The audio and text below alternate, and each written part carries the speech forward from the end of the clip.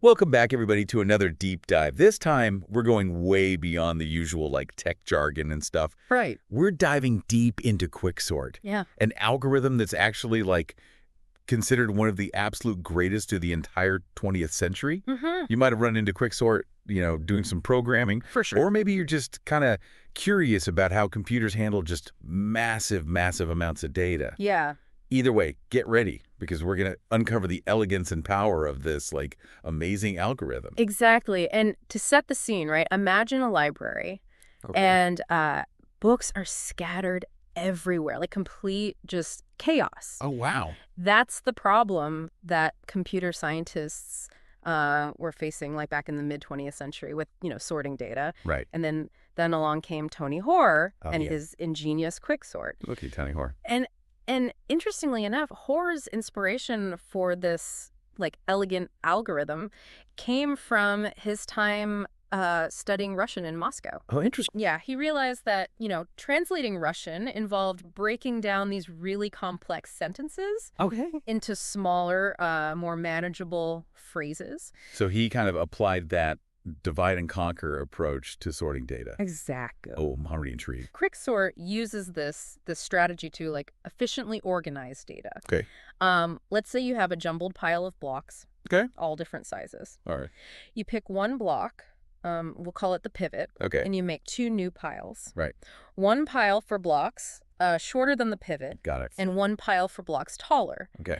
Now you have two smaller, more manageable piles. Okay, so you keep picking a new pivot from each pile, kind of dividing them further and further until you've got individual blocks, essentially sorting by height. Exactly. But what makes this quick, though?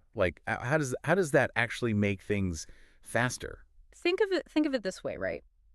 If you double the amount of data you need to sort, Quicksort doesn't take twice as long. Okay. It only takes a tiny bit longer. Interesting. Thanks to its clever way of dividing the problem. Okay. And we describe this efficiency using something kind of big O notation, which is basically a way to express how the time it takes to run an algorithm scales with the size of the input.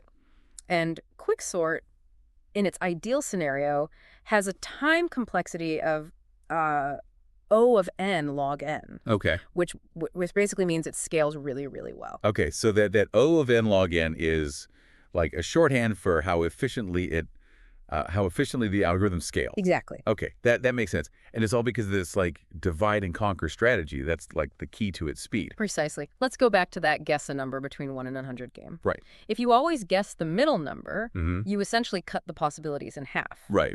With each guess. Yeah. So that's the power of, having the search space. Okay. And Quicksort does something very similar with data. It divides the problem into smaller, more manageable subproblems. Gotcha. Making the sorting process much, much faster. Now, that's a clever connection. Yeah. So Quicksort's all about strategically, dividing and conquering data. But you said ideal scenario earlier. Does Quicksort ever, does it ever stumble? Yeah, you're right to point that out. Okay. Any algorithm, Quicksort has its limitations. In the worst case scenario, its time complexity can degrade to Overman squared. Okay. Which is much less efficient. Got it. And think of it like consistently guessing the highest or lowest number in that guessing game. So there are situations where Quicksort might not be the speed demon we've been describing. Exactly. What causes those worst case scenarios? It often happens when the data is already almost sorted or reverse sorted. Okay. Remember how we talked about choosing a pivot? Yeah. Well, if the data is already somewhat ordered, picking a pivot becomes less effective. It's like trying to divide a stack of blocks that are already neatly arranged by height.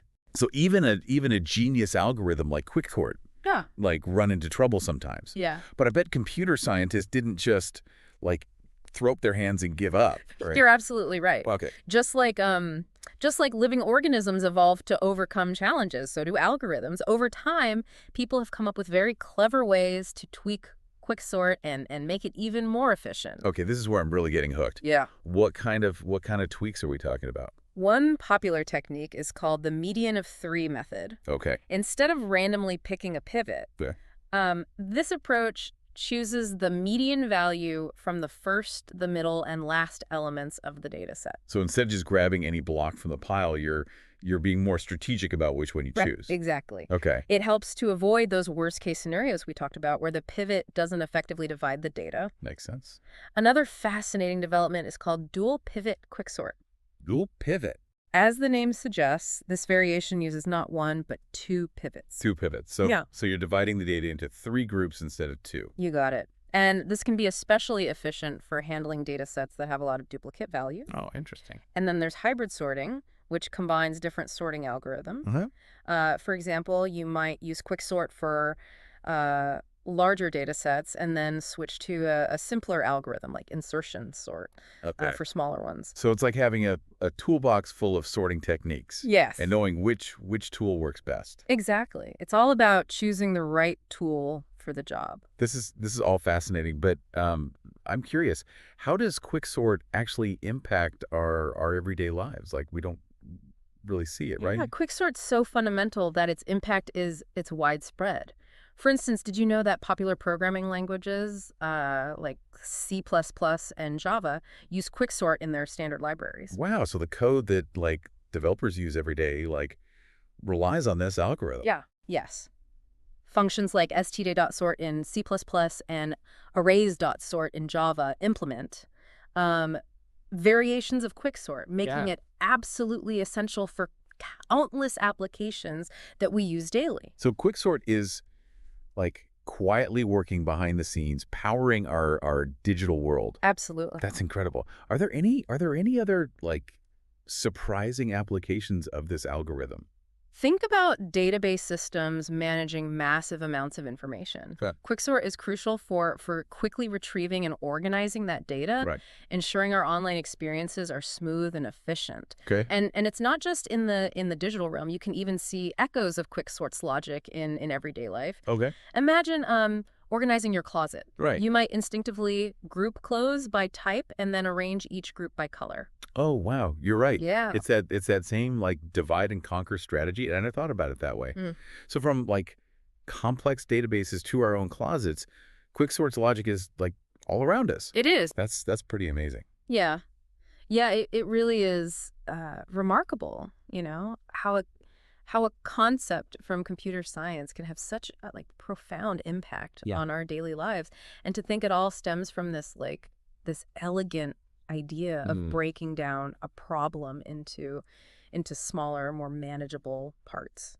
I used to think algorithms were just like these abstract technical things. Yeah. But like exploring Quicksort has totally changed my perspective. It's like we've uncovered this like hidden language of efficiency that exists like everywhere. Absolutely. And it makes you wonder, right, what other challenges could we solve with this divide and conquer mindset? That's a great point. It's not just about the algorithm itself, Right. but like the underlying thought process, And that can be applied to like all sorts of situations. Exactly.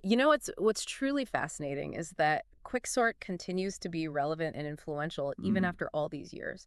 It's a testament to the brilliance of Tony Hoare's invention, Right. and a reminder that sometimes the most elegant solutions are also the most effective. Yeah, I'm really struck by how like a seemingly simple idea like divide and conquer can lead to such a powerful and enduring solution. It really speaks to the power of human ingenuity, doesn't it? It really does. Yeah. And it highlights the importance of continuous optimization and refinement. Just as Quicksort has evolved over time, so too can our approaches to problem solving. So as we kind of wrap up our deep dive into Quicksort, what's like the one key takeaway you'd like our listener to kind of walk away with? I'd say this. Quicksort teaches us that even the most complex problems can be tackled by breaking them down into smaller, more manageable pieces. Okay. It encourages us to think creatively, experiment with different approaches, and constantly strive for improvement. That's a fantastic takeaway. And it goes like beyond the realm of computer science, doesn't it? Absolutely. It's a valuable lesson for anyone facing, any kind of challenge. Absolutely. Whether you're tackling a daunting project at work, Right. or simply organizing your to-do list, The divide and conquer principle can be a game changer. So to our listener, we challenge you to look for opportunities to apply this principle in your own life. Yeah. You might be surprised by the results. And remember, just as Quicksort has been, refined and optimized over time, Right. don't be afraid to experiment and find what works best for you. Yeah. Embrace that spirit of innovation. Beautifully said. Well, it's been an incredible journey exploring the world of Quicksort. Should have. And I hope our listener feels the same sense of wonder and appreciation for this incredible algorithm. It's been a pleasure diving into this topic with you. I always find it fascinating to explore the connections between seemingly complex concepts and our everyday experiences. Me too. And who knows, maybe our deep dive today will spark a new idea or inspire a creative solution for our listener. The possibilities are truly endless. It's amazing to think that something as complex as an algorithm can have such a practical impact on our lives. Right. And even offer valuable insights into problem solving and things like that. It really speaks to the power of human ingenuity Yeah. and the interconnectedness of different fields of knowledge, Absolutely. Before we go, I have a challenge for you, our listener. Okay. Think about the challenges that you face, big or small. Yeah. Could you use a divide and conquer approach? Right. Maybe it's a project at work or even just organizing your to-do list. Give it a try. You might be surprised how effective it can be. And remember, just as Quicksort has been tweaked over time, you can adapt your approach to find what works best for you. That's a great point. There's always room for experimentation and improvement. Yeah. Well, this has been a fascinating deep dive into Quicksort. I hope you've gained a new appreciation for this ingenious algorithm and the power of simple yet elegant solutions. And who knows, maybe this will inspire you to explore other algorithms or even come up with your own innovative solutions to everyday challenges. Until next time, keep exploring, keep learning, and keep those algorithms humming.